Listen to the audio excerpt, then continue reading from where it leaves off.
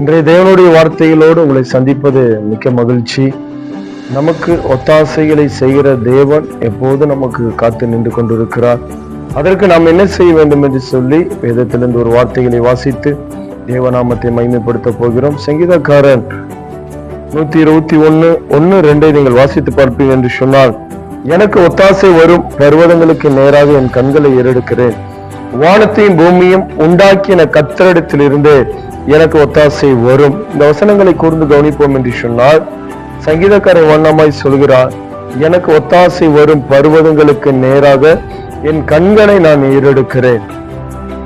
தேவனை நாம் நோக்கி பார்க்கும்படியாக இந்த நாளை சங்கீதக்காரன் நமக்கு ஞாபகப்படுத்துகிறார். எதற்கென்று சொன்னால், நமக்கு தேவையான உதவிகளை பெறுவதற்கு.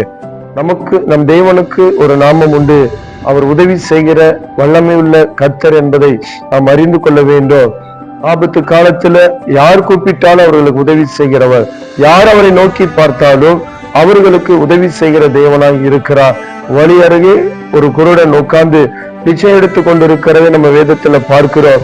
அவன் தேவன் போகிறார் என்று சொல்லும் போது அவன் பார்வையற்றவனாய் இருந்தாலும் அவன் தேவனை நோக்கி தன் குரல்களை உயர்த்துகிறான். உயர்த்தும் பொழுது அவனை கர்த்தர் அழைத்து அவனுக்கு என்ன வேண்டும் என்று சொல்லி அவன் பார்வை அடைய வேண்டும் என்று சொல்லும்போது அவன் வாழ்க்கையில கர்த்தர் அற்புதங்களை செய்ததை நாம் கவனிக்க வேண்டும்.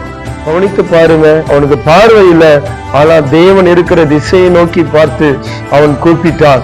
ஆனா இந்த வசனம் சொல்கிறது, நமக்கு கர்த்தர் தெளிந்த நல்ல பார்வைகளை கொடுத்திருக்கிறார். பார்வை அறியாதவனே இயேசுவை கூப்பிட்டு உதவிகளை பெற முடியும் என்று சொன்னால், ஒத்தாசைகளை பெற முடியும் என்று சொன்னால், எல்லா காரியங்களையும் பார்க்கும்படியே கர்த்தர் நமக்கு நல்ல பார்வைகளை கொடுத்திருக்கிறார்.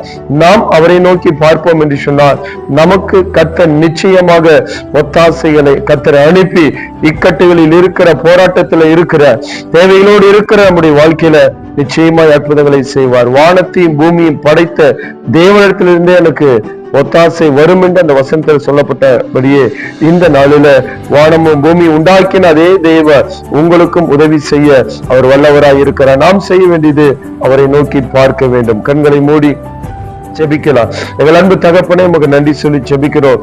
வாசித்த வேத வசனத்தின்படி ராஜா, ஒத்தாசை வரும் பர்வதங்களுக்கு நேர எங்கள் கண்களை நாங்கள் ஏறெடுக்கிறோம். வானத்தையும் பூமியும் படைத்த தேவனிடத்திலிருந்து எங்களுக்கு ஒத்தாசை வரும் என்று வசனத்தின் மூலியமா நாங்கள் அறிந்திருக்கிறோம். அறிந்த நாங்கள் உம்மை நோக்கி பார்க்க உதவி செய்யுங்க. மனிதனை அல்ல, பிரபுக்களை அல்ல ராஜா, எல்லாவற்றையும் செய்கிற தேவனையே நோக்கி பார்த்து பரிபூர்ண ஆசீர்வாதத்தை பெற்றுக்கொள்ள உதவி செய்யுங்க ராஜா. உங்க நாமத்தை மைப்படுத்துங்க, கிருபை வெளிப்படுத்தும். இயேசுவின் நாமத்தில் பிதாவே, ஆமென்.